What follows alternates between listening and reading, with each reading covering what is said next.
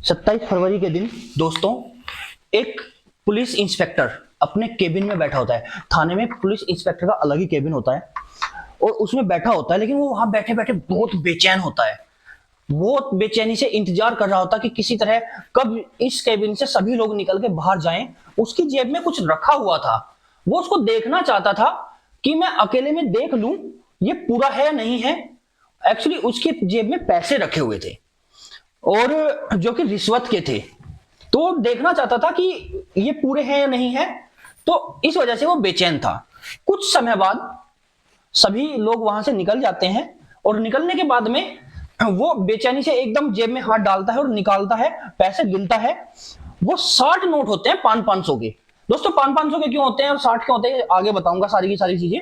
तो 60 नोट होते हैं, तो 30,000 रुपए उसकी जेब में थे और वो गिन के वापस रखता है। और जैसे ही चैन की सुकून की सांस लेता है, तभी थाने में 10-15 लोग एक साथ घुसते हैं और घुसने के बाद इंस्पेक्टर को पकड़ते हैं और घसीटते हुए बाहर लेके आते हैं। जब वो बाहर लेके आते हैं तो इंस्पेक्टर उनको धमकाता है कि मैं इस थाने का इंस्पेक्टर हूं, तुम लोग जानते नहीं हो। लेकिन इसी बीच एक गाड़ी आती है, उस गाड़ी को देखते ही पूरा थाना चौंक जाता है। नमस्कार दोस्तों, मैं अमर चौहान आज अपनी पहली क्राइम स्टोरी पे आपका स्वागत करता हूं। दोस्तों मैं अपने चैनल पर क्राइम स्टोरी और थोड़े थोड़े छोटे छोटे सॉन्ग्स की क्लिप अपने के ही बना के वो डाला करूंगा शॉर्ट्स वीडियो में। शॉर्ट्स में सॉन्ग डाल दूंगा और लॉन्ग में क्राइम स्टोरी रहेंगी जो कि रियल स्टोरी होंगी। ये जो घटना बता रहा हूं ये 27 फरवरी की ही है, अभी 2025 की। तो कहां की घटना है, चलिए बढ़ते हैं कहानी की ओर। आगे बढ़ने से पहले दोस्तों प्लीज सब्सक्राइब कर लीजिए, आपके सपोर्ट की बहुत जरूरत है। पहला चैनल भी मेरा हैक वैक हो गया तो दिक्कत हो गई, तो वो पूरा डिलीट ही हो गया, पता नहीं कैसे हुआ। तो आपके सपोर्ट की बहुत जरूरत है, प्लीज सपोर्ट कीजिए, चैनल सब्सक्राइब कीजिए। चलिए बढ़ते हैं कहानी की ओर। वल्ली परवा। तो वल्ली परवा में एक लड़की दौड़ते हुए अपने घर जाती है और उसके कपड़ों की हालत अस्त व्यस्त, बिल्कुल बिखरे हुए और बहुत ही बदहवासी हालत में घर पहुंचती है। बहुत ही गरीब परिवार की लड़की थी दोस्तों, और जैसे ही उसके माँ बाप उसको देखते हैं तो उनके होश उड़ जाते हैं। जब वो घर पहुंचती है तो घर पहुंच के वो बताती है कि एक लड़के वहीं का रहने वाला एक लड़का है हिमांशु हिमांशु यादव, कि हिमांशु यादव नाम का एक लड़का है, उसने मेरे साथ में गलत काम किया है। और वो अपने सारे साथ घटना जो घटती है वो पूरी घटना को अच्छे से सुनाती है। जब वो पूरी घटना को बताती है तो उसकी घटना सुनने के बाद में उसके माँ बाप के पैरों के नीचे से जमीन निकल जाती है। असल में उस लड़की के साथ बलात्कार हुआ था और वो पूर्ण रूप से सभी चीजें अपने माँ बाप को बताती है। और वो इतने डरे हुए होते हैं, इतने घबरा जाते हैं घटना को सुन के कि वो पुलिस थाने भी जाने की हिम्मत नहीं कर पाते और बहुत ही घर में रहते हैं। खैर थोड़ी हिम्मत बंधा के वो लड़की के मामा को फोन करते हैं।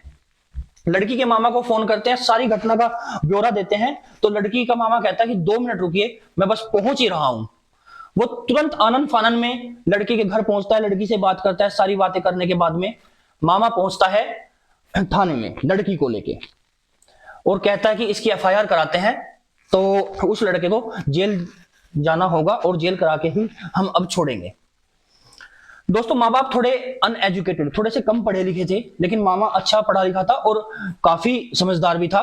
तो थाने में पहुंच गया और पहुंचने के बाद में वहां दरोगा से जाके कहता है कि दरोगा साहब ऐसे ऐसे बच्ची के साथ में दुष्कर्म हुआ है और प्लीज आपसे रिक्वेस्ट है आप हमारी रिपोर्ट लिखिए और उसको गिरफ्तार कीजिए। लेकिन दरोगा इस बात को टाल देता है, कान के ऊपर से निकाल देता है। जब दरोगा कुछ नहीं सुनता तो फिर कुछ समय बाद फिर आते हैं, दिन में 2-3 चक्कर रोजाना मारते हैं। ऐसे करते हुए एक दिन बीत जाता है, लेकिन उसकी सुनवाई नहीं होती। इतना होने के बाद में दोस्तों वो बड़े अधिकारी जिला कार्यालय में पहुंचता है, वहां जाके सब कुछ बताता है और बताते हुए कहता है कि दरोगा सुन नहीं रहा है। तो इतना कि सुनते ही जो वहां के अधिकारी होते हैं, अधिकारी दरोगा को फोन करते हैं। दरोगा कहता है ठीक है मैं सुनूंगा, इनको भेज दो। वो वापस आता है, लेकिन फिर भी दरोगा कुछ भी नहीं सुनता। तो जब दरोगा कुछ नहीं सुनता तो 2-3 चक्कर मारते रहते हैं। तो उसके बाद में दरोगा धीरे से उसे कहता है कि एक काम करो, 50,000 रुपए जमा करो, मैं तुम्हारी लड़की की एफआईआर अभी लिख दूंगा और लिखने के साथ साथ में कार्रवाई भी करूंगा। और लड़के को जेल जाना ही पड़ेगा। तब लड़की का मामा कहता है देखिए एक तो हमारे साथ इतनी बुरी घटना घटी है, प्लस हम बहुत गरीब हैं, मैं पैसे नहीं दे सकता। जैसे जैसे टाइम चलता रहता है बात करते रहते हैं, बात करते करते वो पहले 50 से 45, फिर 40, फिर 35, लास्ट में आके 30 पे सेटलमेंट हो जाता है कि 30,000 दे दो, मैं FIR अभी रखता हूं। तो लड़की का मामा कहता है कि ठीक है, मैं 30,000 रुपए का प्रबंध करता हूं, और प्रबंध करने के बाद में मैं आपको लेके आता हूं। तुम एक काम करो, मेरी FIR लिख लो और काम कार्रवाई शुरू करो। लेकिन दरोगा FIR फिर भी नहीं लिखता है, इतना होने के बावजूद भी, ताकि उसे रिश्वत मिल सके। कहीं ऐसा ना हो कि मैं लिख लूं और ये बाद में रिश्वत ना दे, तो इस वजह से फिर भी नहीं लिखता है। तो दोस्तों बात होती है, तो वो कहता है कि मन में सोचता है और लड़की से बोलता है कि इस दरोगा को भी मजा चखाया जाए, ऐसे काम नहीं चलेगा। तो वो दरोगा की शिकायत करने के लिए IGRS एक पोर्टल है गवर्नमेंट का, उस पर जाके शिकायत करता है, एक पत्र लिखता है। IGRS पोर्टल के बारे में दोस्तों आपको थोड़ा सा बता दूं, आपके भी जिंदगी में बहुत काम आ सकता है। ये एक पोर्टल है यूपी सरकार का। इस पे हम किसी भी क्राइम की, जो आपके साथ ठगी हुई हो, कोई रिश्वत ली हो किसी अधिकारी ने, अधिकारी से संबंधित कोई भी शिकायत कर सकते हैं। मतलब ये एक तरीके से बोले तो एंटी करप्शन पोर्टल है, एंटी करप्शन पोर्टल है जिसपे हम शिकायत कर सकते हैं, करप्शन के खिलाफ काम करता है। तो वहां जाके शिकायत करता है और उधर पैसे इकट्ठे करना शुरू कर देता है। शिकायत जैसे ही पोर्टल पे अपलोड होती है, तुरंत उनके पास फोन पहुंचता है और कुछ ही मिनटों में जिला अधिकारी की तरफ से एक आदमी पहुंचता है और तुरंत उसको जिला कार्यालय में बुलाया जाता है। तब तक वहां पर IGRS पोर्टल की तरफ से भी आदमी अधिकारी पहुंच चुके थे। वो जाके उनसे बात करते हैं, तब सारी बात वो बताता है।